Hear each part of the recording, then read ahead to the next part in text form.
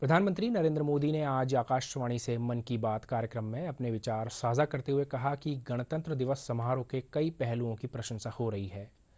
उन्होंने कहा कि परेड में हिस्सा लेने वाली सीआरपीएफ की महिला टुकड़ी की सराहना की जा रही है।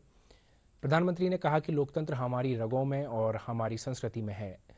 उन्होंने कहा कि 21वीं सदी की ग्लोबल इकोनॉमी में नॉलेज ही सर्वोपरि है। इसके साथ ही स्वास्थ्य के बारे में बात करते हुए उन्होंने कहा कि योग और मोटे अनाज दोनों स्वास्थ्य से जुड़े हुए हैं। ई वेस्ट का जिक्र करते हुए प्रधानमंत्री ने कहा कि हर साल 50 मिलियन टन ई वेस्ट फेंका जा रहा है।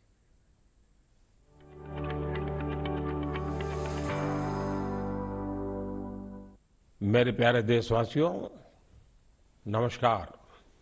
2023 की यह पहली मन की बात और उसके साथ साथ इस कार्यक्रम का 97वां 97th एपिसोड भी है। आप सभी के साथ एक बार फिर बातचीत करके मुझे बहुत खुशी हो रही है। हर साल जनवरी का महीना काफी इवेंटफुल होता है। इस महीने 14 जनवरी के आसपास उत्तर से दक्षिण तक और पूरब से पश्चिम तक देश भर में त्योहारों की रौनक होती है। इसके बाद देश अपने गणतंत्र उत्सव भी मनाता है। इस बार भी गणतंत्र दिवस समारोह में अनेक पहलुओं की काफी प्रशंसा हो रही है। जैसलमेर से पुलकित ने मुझे लिखा है कि 26 जनवरी की परेड के दौरान कर्तव्य पथ का निर्माण करने वाले श्रमिकों को देखकर बहुत अच्छा लगा। कानपुर से जया ने लिखा है कि उन्हें परेड में शामिल झांकियों में भारतीय संस्कृति के विभिन्न पहलुओं को देखकर आनंद आया। इस परेड में पहली बार हिस्सा लेने वाली विमेन कैमल राइडर्स और सीआरपीएफ की महिला टुकड़ी भी काफी सराहना हो रही है। साथियों, देहरादून के वत्सल जी ने मुझे लिखा है कि 25 जनवरी का मैं हमेशा इंतजार करता हूं, क्योंकि उस दिन पद्म पुरस्कारों की घोषणा होती है और एक प्रकार से 25 तारीख की शाम ही मेरी 26 जनवरी के उमंग को और बढ़ा देती है। जमीनी स्तर पर अपने समर्पण और सेवा भाव से उपलब्धि हासिल करने वालों को पीपल्स पद्म को लेकर भी कई लोगों ने अपनी भावनाएं साझा की है।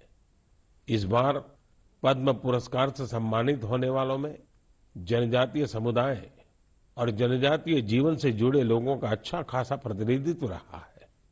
जनजातीय जीवन शहरों की भागदौड़ से अलग होता है, उसकी चुनौतियां भी अलग होती हैं।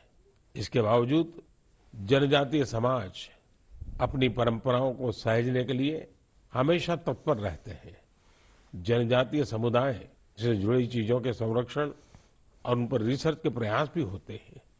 ऐसे ही टोटो, हो, कुई, कुवी और मांडा जैसी जनजातीय भाषाओं पर काम करने वाले कई महानुभावों को पद्म पुरस्कार मिले हैं। और इंटरनेशनल ईयर ऑफ मिलेट्स दोनों का ही निर्णय भारत के प्रस्ताव के बाद लिया है। दूसरी बात ये कि योग भी स्वास्थ्य से जुड़ा है और मिलेट्स भी सेहत में महत्वपूर्ण भूमिका निभाता है। तीसरी बात और महत्वपूर्ण है, दोनों ही अभियानों में जन भागीदारी की वजह से क्रांति आ रही है। जिस तरह लोगों ने व्यापक स्तर पर सक्रिय भागीदारी करके योग और फिटनेस को अपने जीवन का हिस्सा बनाया है, उसी तरह मिलेट्स को भी लोग बड़े पैमाने पर अपना रहे हैं। लोग अब मिलेट्स को अपने खान-पान का हिस्सा बना रहे हैं। इस बदलाव का बहुत बड़ा प्रभाव भी दिख रहा है। इससे एक तरफ वो छोटे किसान बहुत उत्साहित हैं जो पारंपरिक रूप से मिलेट्स का उत्पादन करते थे। वो इस बात से बहुत खुश है कि दुनिया अब मिलेट्स का महत्व समझने लगी है। दूसरी तरफ एफपीओ और एंटरप्रेन्योर्स ने मिलेट्स को बाजार तक पहुंचाने और उसे लोगों तक उपलब्ध कराने के प्रयास शुरू कर दिए हैं।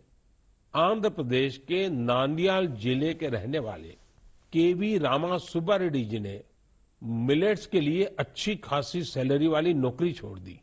मां के हाथों से बने मिलेट्स के पकवानों का स्वाद कुछ ऐसा रचा बसा था कि इन्होंने अपने गांव में बाजरे की प्रोसेसिंग यूनिट ही शुरू कर दी। सुब्बा रेड्डी जी लोगों को बाजरे के फायदे भी बताते हैं और उसे आसानी से उपलब्ध भी कराते हैं। महाराष्ट्र में अलीबाग के पास केनाड गांव की रहने वाली शर्मिला ओसवाल जी पिछले 20 साल से मिलेट्स की पैदावार में यूनिक तरीके से योगदान दे रही है। वो किसानों को स्मार्ट एग्रीकल्चर की ट्रेनिंग दे रही है। उनके प्रयासों से न सिर्फ मिलेट्स की उपज बढ़ी है, बल्कि किसानों की आय में भी वृद्धि हुई है। यहाँ महिलाएं मिलेट से कुकीज, रसगुल्ला, गुलाब जामुन और केक तक बना रही है। बाजार में इनकी खूब डिमांड होने से महिलाओं की आमदनी भी बढ़ रही है। कर्नाटका के कलबुर्गी में Aland Bhutai millets farmers producer company ने पिछले साल Indian institute of millets research की देखरेख में काम शुरू किया। यहाँ के खाकरा, बिस्कुट और लड्डू लोगों को भा रहे हैं।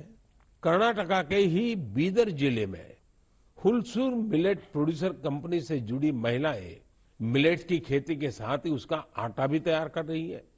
इससे इसकी कमाई भी काफी बढ़ रही है।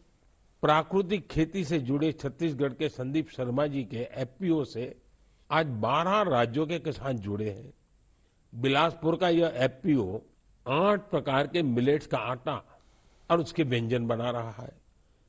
साथियों, आज हिंदुस्तान के कोने कोने में G20 की समिट्स लगातार चल रही है और मुझे खुशी है कि देश के हर कोने में जहां भी G20 की समिट हो रही है, मिलेट से बने पौष्टिक और स्वादिष्ट व्यंजन उसमें शामिल होते हैं। यहाँ बाजार से बनी खिचड़ी, पोहा, खीर और रोटी के साथ ही रागी से बने पायसम, पूड़ी और डोसा जैसे व्यंजन भी परोसे जाते हैं। G20 के सभी वेन्यूज पर मिलेट एग्जीबिशन में मिलेट से बनी हेल्थ ड्रिंक, सीरियल्स और नूडल्स को शोकेस किया गया। दुनिया भर में इंडियन मिशंस भी इनकी लोकप्रियता बढ़ाने के लिए भरपूर प्रयास कर रहे हैं। आप कल्पना कर सकते हैं कि देश का ये प्रयास और दुनिया में बढ़ने वाली मिलेट्स की डिमांड हमारे छोटे किसानों को कितनी ताकत देने वाली है। मुझे देखकर भी अच्छा लगता है कि आज जितने तरह की नई नई चीजें मिलेट से बनने लगी हैं, वो युवा पीढ़ी को भी उतनी ही पसंद आ रही है। इंटरनेशनल ईयर ऑफ मिलेट्स की ऐसी शानदार शुरुआत के लिए और उसको लगातार आगे बढ़ाने के लिए मैं मन की बात के श्रोताओं को भी बधाई देता हूं।